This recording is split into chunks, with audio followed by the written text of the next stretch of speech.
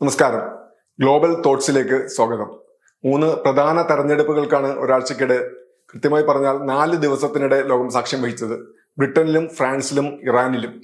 പരിഷ്കൃത വികസിത രാജ്യങ്ങളിൽ പോലും ജനാധിപത്യം കടുത്ത വെല്ലുവിളി നേരിടുകയാണ്.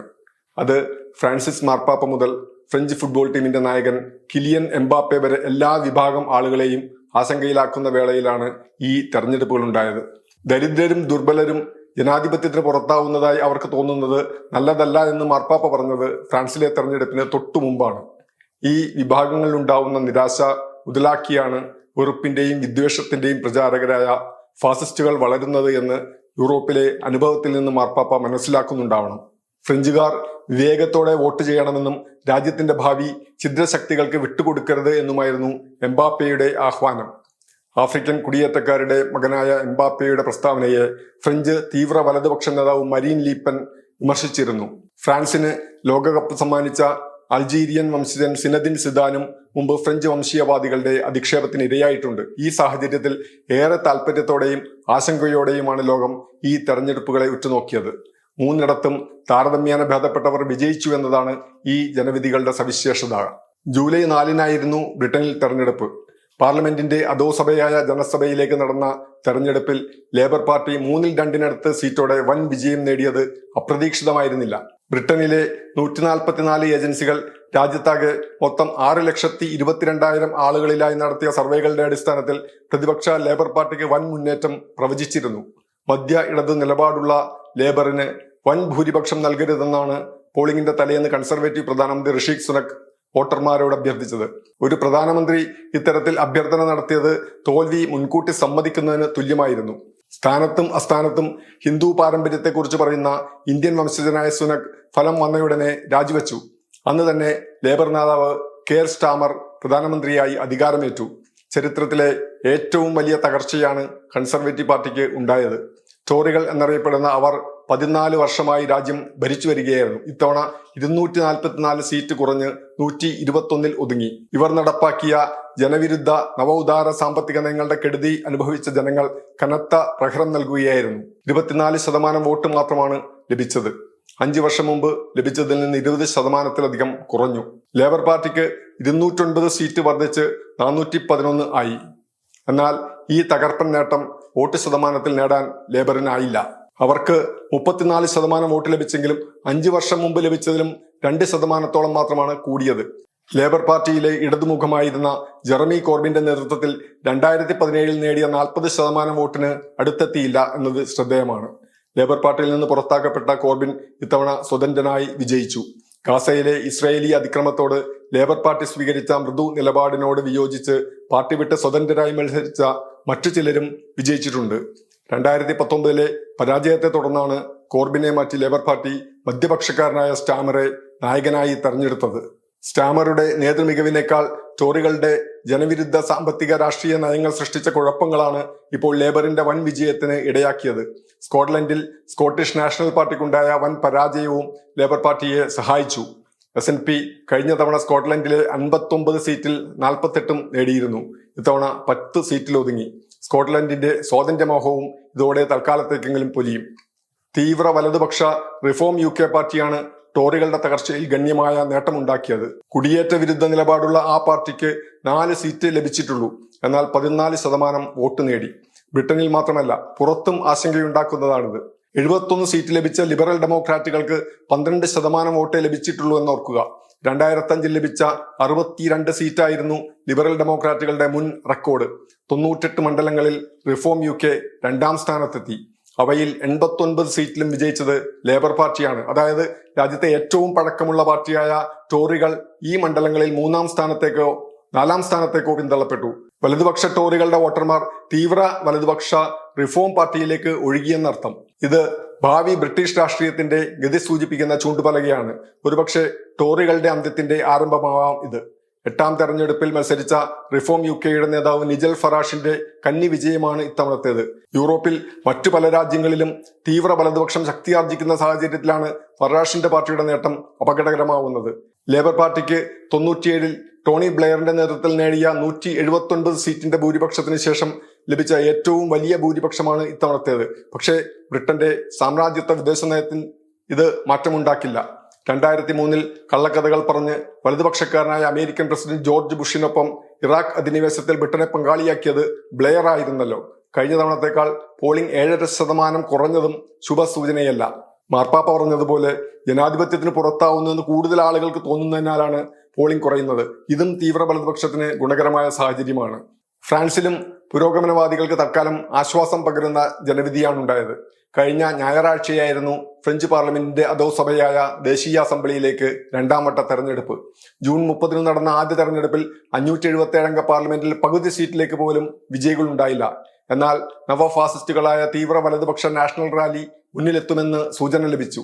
ഇത് തടയാൻ ഇടതുപക്ഷം ജാഗ്രത കാണിച്ചതാണ് 2ാം വട്ടത്തിൽ അപ്രതീക്ഷിത ഫലമുണ്ടാക്കിയത്. 2 വട്ടവും 67% ആളുകൾ വോട്ട് ചെയ്തത് 1997 ശേഷം ഫ്രാൻസിലുണ്ടായ ഏറ്റവും ഉയർന്ന പോളിംഗ് ആണ്. അതായത് കാൽ നൂറ്റാണ്ടിലക്കാലത്തെ ഏറ്റവും ഉയർന്ന പോളിംഗ് ആയിട്ടും 1/3 ആളുകൾ വോട്ട് ചെയ്തില്ല.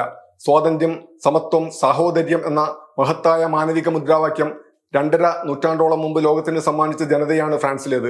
ഫ്രഞ്ച് വിപ്ലവത്തിന്റെ സംഭാവനയായ ഈ മൂല്യങ്ങളുടെ എതിർസ്ഥാനത്തുള്ള നാഷണൽ റാലി അവിടെ അധികാരത്തിലേറുമോ എന്ന് ലോകം ഭയന്നിരുന്നു. എന്നാൽ ആദ്യവട്ട തെരഞ്ഞെടുപ്പിൽ ഒന്നാമതെത്തിയ അവരെ 2ാം വട്ട തെരഞ്ഞെടുപ്പിൽ ജനങ്ങൾ 3ാം സ്ഥാനത്തേക്ക് പിന്തള്ളി. പുതുതായി രൂപം കൊണ്ട ഇടതുപക്ഷ സഖ്യമായ ന്യൂ പോപ്പുലർ ഫ്രണ്ടാണ് 182 സീറ്റോടെ ഒന്നാമതെത്തിയത്. ഫാസിസ്റ്റുകൾക്കെതിരെ ഇടതുപക്ഷത്തിന്റെ ജാഗ്രത മൂലം പ്രസിഡന്റ് ഇമാനുവൽ മാക്രോണിന്റെ എൻസെമ്പിൾ സഖ്യം 163 സീറ്റോടെ 2ാം സ്ഥാനത്തെത്തി. മരീൻ ലെപ്പനിന്റെ നാഷണൽ റാലിക്കും കൂട്ടാളികൾക്കും കൂടി 143 സീറ്റേയുള്ളൂ. ആർക്കും ഭൂരിപക്ഷമില്ലാത്ത തെരഞ്ഞെടുപ്പ് ഫലം സർക്കാർ രൂപീകരണത്തിലും നയതീരുമാനങ്ങളുടെ കാര്യത്തിലും അനിശ്ചിതത്വത്തിന് ഇടയാക്കുമെങ്കിലും ആശ്വാസകരമായാണ് ലോകം കാണുന്നത്. ജൂൺ 9 യൂറോപ്യൻ പാർലമെന്റിലേക്ക് നടന്ന തെരഞ്ഞെടുപ്പിൽ തീവ്ര വലതുപക്ഷത്തിനുണ്ടായ മുന്നേറ്റം പല രാജ്യങ്ങളെയും ആശങ്കയിലാക്കിയിരുന്നു. കടുത്ത വംശീയതയും കുടിയേറ്റക്കാരോട് വിരോധവും സ്ത്രീ വിരുദ്ധതയുമാണ് ഇവിടെയും തീവ്ര വലതുപക്ഷത്തിന്റെ മുദ്രാവാക്യങ്ങൾ. മധ്യ വലതുപക്ഷ സർക്കാരുകൾ നടപ്പാക്കിയ നവ ഉദാര സാമ്പത്തിക നയങ്ങൾ സൃഷ്ടിച്ച് സാമ്പത്തിക കുഴപ്പത്തിൽ നീറുന്ന ജനങ്ങളെ കുടിയേറ്റക്കാരോടും മറ്റും വെറുപ്പ് പോലെ വ്യാജമായ വൈകാരിക വിഷയങ്ങൾ മുന്നോട്ട് വെച്ചാണ് തീവ്ര വലതുപക്ഷം ആകർഷിച്ചത്. യൂറോപ്യൻ പാർലമെന്റ് തെരഞ്ഞെടുപ്പിൽ 31.5% വോട്ട് നേടി നാഷണൽ റാലി ഫ്രാൻസിൽ ഒന്നാമതെത്തിയിരുന്നു. ഇതോടെയാണ് മാക്രോൺ 3 വർഷം കൂടി അവശേഷിച്ചിരുന്ന പാർലമെന്റ് പിരിച്ചുവിട്ട് ഇടക്കാല തെരഞ്ഞെടുപ്പ് പ്രഖ്യാപിച്ചത്. 15.5% മാത്രമായിരുന്നു മാക്രോണിന്റെ റിനൈസൻസ് പാർട്ടിക്കും കൂട്ടാളികൾക്കും ലഭിച്ചത്. സോഷ്യലിസ്റ്റുകൾക്ക് 14%, ഇടതുപക്ഷ ഫ്രാൻസ് ഇൻസുമീസിന് 10%, ഗ്രീൻസിന് 5.5% വോട്ട് ലഭിച്ചിരുന്നു. ഈ സാഹചര്യത്തിൽ ഫ്രാൻസിൽ സമാധാനത്തിനും ഐക്യത്തിനും വ്യക്തമായ ഭൂരിപക്ഷം ആവശ്യമാണെന്ന് പറഞ്ഞാണ് മാക്രോൺ ദേശീയ അസംബ്ലി പിരിച്ചുവിട്ടത്. ഉറച്ച ഇടതുപക്ഷ നിലപാടുള്ള ഫ്രാൻസ് ഇൻസുമീസിനെ ഒറ്റപ്പെടുത്തി സോഷ്യലിസ്റ്റുകളുടെയും മറ്റും പിന്തുണയോടെ പാർലമെന്റ് തെരഞ്ഞെടുപ്പിൽ മുന്നിലെത്താമെന്നായിരുന്നു മാക്രോണിന്റെ കണക്കുകൂട്ടൽ. എന്നാൽ സോഷ്യലിസ്റ്റ്, കമ്മ്യൂണിസ്റ്റ്, ഗ്രീൻ പാർട്ടികളെല്ലാം ചേർന്ന് ന്യൂ പോപ്പുലർ ഫ്രണ്ട് എന്ന വിശാല ഇടതുപക്ഷ സഖ്യം രൂപീകരിക്കുകയായിരുന്നു. ഇൻസുമീസും ഇതിൽ ഉൾപ്പെടുന്നു. മാക്രോണിന്റെ നീക്കം തീവ്ര വലതുപക്ഷത്തെ ചെറുക്കാൻ സഹായിക്കില്ല എന്ന് മനസ്സിലാക്കിയാണ് ഇടതുപക്ഷ പരിസ്ഥിതി കക്ഷികൾ മുന്നണിയുണ്ടാക്കിയത്. യൂറോപ്പിൽ ഫാസിസത്തിന്റെ അരങ്ങേറ്റ കാലത്ത് 1936 തീവ്ര വംശീയവാദികൾക്കെതിരെ ഇടതുപക്ഷം രൂപീകരിച്ച ജനകീയ മുന്നണിയെ ഓർമ്മിപ്പിക്കുന്നതാണ് പുതിയ ഇടതു മുന്നണിയുടെ പേര്. പാർലമെന്റിലേക്ക് ആദ്യവട്ട തെരഞ്ഞെടുപ്പിലും നാഷണൽ റാലി 1/3 വോട്ട് നേടി മുന്നിലെത്തി. ഇടതുപക്ഷ സഖ്യം 28%-ലധികം വോട്ടോടെ രണ്ടാമതെത്തി. മാക്രോണിന്റെ അനുയായികൾ 3ാം സ്ഥാനത്തായിരുന്നു. തുടർന്ന് ഇടതുപക്ഷ സഖ്യം സ്വീകരിച്ച അടവ് നയമാണ് 2ാം വട്ട തെരഞ്ഞെടുപ്പിൽ നവഫാസിസ്റ്റുകളെ പിടിച്ചുകെട്ടിയത്. തങ്ങൾക്ക് സാധ്യതയില്ലാത്ത 125 സീറ്റുകളിൽ ഇടതു സഖ്യം മത്സരത്തിൽ നിന്ന് പിൻവാങ്ങി. മാക്രോണിന്റെ പാർട്ടിയുടെ സഖ്യം 80ഓളം സീറ്റിൽ നിന്നും പിൻവാങ്ങി.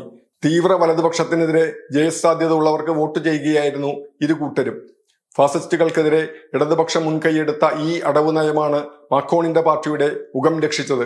നിലവിൽ ആർക്കും ഭൂരിപക്ഷമില്ലാത്ത സാഹചര്യത്തിൽ തീവ്ര വലതുപക്ഷത്തിനെതിരെ നിലപാടുള്ളവരുടെ സഖ്യ സർക്കാരിനാണ് സാധ്യത.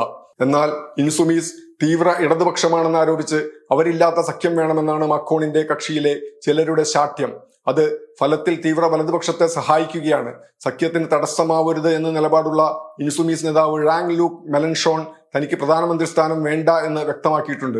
എന്നാൽ സർക്കാർ ഉണ്ടാക്കാൻ ഇടതുപക്ഷത്തിനാണ് അവകാശം എന്നും വ്യക്തമാക്കിയിട്ടുണ്ട്. സീറ്റിൽ 3ാം സ്ഥാനത്തായെങ്കിലും ഫാസിസ്റ്റുകൾ 33%-ലധികം വോട്ട് നേടിയിട്ടുണ്ട് എന്നത് ഫ്രാൻസിന് ആശ്വസിക്കാറായിട്ടില്ല എന്ന് തന്നെയാണ് കാണിക്കുന്നത്. തെരഞ്ഞെടുപ്പ് തോൽവിയെ തുടർന്ന് തീവ്ര വലതുപക്ഷം പലയിടത്തും ആക്രമണം നടത്തിയത് ഒരു സൂചനയാണ്. അതിനാൽ വിവേകപൂർണമായ നിലപാട് സ്വീകരിക്കാൻ മാക്രോണിന് ഉത്തരവാദിത്തമുണ്ട്. ഇനി ഇറാനിലേക്ക് വരാം. പരിഷ്കരണവാദിയായ മസൂദ് പെസഷ്കിയാൻ ഇറാന്റെ പുതിയ പ്രസിഡന്റായി തെരഞ്ഞെടുക്കപ്പെട്ടത് ലോകമെങ്ങും പുരോഗമനവാദികൾ ആവേശത്തോടെയാണ് വരവേറ്റത്. ജൂൺ 28 നടന്ന ആദ്യ തെരഞ്ഞെടുപ്പിൽ ആർക്കും ജയിക്കാനാവശ്യമായ 50%-ലധികം വോട്ട് ലഭിച്ചിരുന്നില്ല. അതുകൊണ്ട് ജൂലൈ 5 വീണ്ടും വോട്ടെടുപ്പ് നടത്തിയാണ് വിജയിയെ തീരുമാനിച്ചത്. ആദ്യവട്ടം 39.92% മാത്രമായിരുന്നു പോളിംഗ്. രണ്ടാം വട്ട തെരഞ്ഞെടുപ്പിൽ അത് 49.8% ഉയർന്നു. ഈ വ്യത്യാസമാണ് പെസഷ്കിയാന്റെ വിജയരഹസ്യം. പോളിംഗ് ഇത്ര ഉയർന്നില്ലായിരുന്നെങ്കിൽ തീർച്ചയായും യാഥാസ്ഥിതികനായ എതിർ സ്ഥാനാർത്ഥി സയ്യിദ് ജലീലി തന്നെ ജയിക്കുമായിരുന്നു. കാരണം ഒന്നാം വട്ടത്തിലെ ആദ്യ 2 സ്ഥാനക്കാർ തമ്മിലായിരുന്നു രണ്ടാം വട്ടത്തിലെ മത്സരം. ആദ്യവട്ടത്തിൽ പുറത്തായ 3ഉം 4ഉം സ്ഥാനക്കാരായ യാഥാസ്ഥിതിക സ്ഥാനാർത്ഥികൾക്ക് ലഭിച്ച വോട്ടും ജലീലിക്ക് ഉറപ്പായിരുന്നു. രണ്ടാം വട്ടത്തിൽ ജലീലിക്ക് 5.5% വോട്ട് കൂടിയിട്ടുണ്ട്. എന്നാൽ ഒന്നാം വട്ടത്തിൽ 42.5% വോട്ട് നേടി പെസഷ്കിയാൻ ഒന്നാമതെത്തിയപ്പോൾ ഇറാനിലെ പരിഷ്കരണവാദികൾക്കും മിതവാദികൾക്കും പ്രതീക്ഷയുണർന്നു. ഒത്തുപിടിച്ചാൽ ജയിപ്പിക്കാമെന്നവർക്ക് മനസ്സിലായി. ആ ഇച്ഛാശക്തിയാണ് 9.4% വോട്ടിന്റെ ഭൂരിപക്ഷത്തോടെ പെസഷ്കിയാനെ വിജയിപ്പിച്ചത്. കാർഡിയാക് സർജനായിരുന്ന അദ്ദേഹം 2 പതിറ്റാണ്ട് മുമ്പ് ആരോഗ്യമന്ത്രിയായിരുന്നു. എങ്കിലും ജലീലിയോളം പ്രസിദ്ധനായിരുന്നില്ല. പാശ്ചാത്യ രാജ്യങ്ങളുമായി നടത്തിയ ആണവ ചർച്ചകളിൽ യാഥാസ്ഥിതിക സർക്കാരിന്റെ കാലത്ത് ഇറാന്റെ മുഖ്യ പ്രതിനിധിയായിരുന്ന ജലീലി രാജ്യാന്തര തലത്തിൽ തന്നെ അറിയപ്പെടുന്നയാളാണ്. എന്നാൽ കടുംപിടുത്തക്കാരനായ അദ്ദേഹം വിജയിച്ചാൽ പാശ്ചാത്യ രാജ്യങ്ങളുമായി ബന്ധം മെച്ചപ്പെടുത്താനോ അതുവഴി സാമ്പത്തിക പ്രതിസന്ധി മറികടക്കാനോ കഴിയില്ലെന്ന് ജനങ്ങൾ ഭയന്നു. അതിനാൽ രണ്ടാം വട്ടത്തിൽ ബൂത്തിലെത്തി വോട്ട് ചെയ്യണമെന്നും പെസഷ്കിയാനെ വിജയിപ്പിക്കണമെന്നും കൂടുതൽ വോട്ടർമാർക്ക് തോന്നി. അതിന്റെ ഫലമാണ് ജനവിധിയിൽ കണ്ടത്. മിതവാദിയോ പരിഷ്കരണവാദിയോ ആയവർ ഇറാനിൽ മുമ്പും പ്രസിഡന്റായിട്ടുണ്ട്. 4ാമത്തെ പ്രസിഡന്റായിരുന്ന അക്ബർ ഹാഷിമി റഫ്സൻജാനി മിതവാദിയായിരുന്നു. അദ്ദേഹത്തിന്റെ 8 വർഷത്തെ ഭരണശേഷം 1997 5ാം പ്രസിഡന്റായ മുഹമ്മദ് ഖദമിയും പരിഷ്കരണവാദിയായിരുന്നു. പാശ്ചാത്യ രാജ്യങ്ങളുമായി 2015 ആണവ കരാർ ഉണ്ടാക്കിയത് പരിഷ്കരണവാദിയായ ഹസൻ റൂഹുള്ള പ്രസിഡന്റായിരുന്നപ്പോഴാണ്. എന്നാൽ ഇവരുടെയൊക്കെ ഭരണകാലത്തും പാശ്ചാത്യ രാജ്യങ്ങൾ, വിശേഷിച്ച് അമേരിക്ക, ഇറാനോട് ശത്രുതാപരമായ നിലപാടിൽ ഒരയവും വരുത്തിയിട്ടില്ല. മാത്രമല്ല 2017 അമേരിക്കൻ പ്രസിഡന്റായ ഡൊണാൾഡ് ട്രംപ് അടുത്ത വർഷം തന്നെ ആണവ കരാറിൽ നിന്ന് ഏകപക്ഷീയമായി പിൻവാങ്ങുകയായിരുന്നു. ഇത് ഒരു പാഠമായതിനാൽ പെസഷ്കിയാന്റെ ഭരണത്തിലും ഇറാന്റെ വിദേശ നയത്തിൽ കാര്യമായ മാറ്റമുണ്ടാവില്ല. എന്നാൽ ആഭ്യന്തര നയത്തിൽ പരിഷ്കരണവാദിയായ പ്രസിഡന്റായിരിക്കും കൂടുതൽ ജനപക്ഷ കാലോചിത നിലപാടുകൾ സ്വീകരിക്കുക. സ്ത്രീകൾക്കും യുവജനങ്ങൾക്കും തൊഴിലാളികൾക്കും കൂടുതൽ പരിഗണന കിട്ടിയേക്കും. ഓഗസ്റ്റ് ആദ്യവാരത്തിൽ അദ്ദേഹം സ്ഥാനമേൽക്കും. 15 ദിവസത്തിനകം പുതിയ മന്ത്രിസഭയ്ക്ക് പാർലമെന്റിന്റെ അംഗീകാരം നേടണം. പക്ഷേ ഇറാൻ പാർലമെന്റിൽ നിലവിൽ അതിയാഥാസ്ഥിതികർക്ക് വൻ ഭൂരിപക്ഷം ഉള്ളതിനാൽ ഇക്കാര്യങ്ങളിലെല്ലാം പെസഷ്കിയാൻ വെല്ലുവിളികൾ ഏറെയാണ്. ഇറാനിൽ അധികാരം പ്രധാനമായും പരമോന്നത നേതാവായ അയത്തുള്ള അലി ഖമനേയിയിലാണ്. ഭരണപരമായ ചുമതലകളാണ് പ്രസിഡന്റിനുള്ളത്.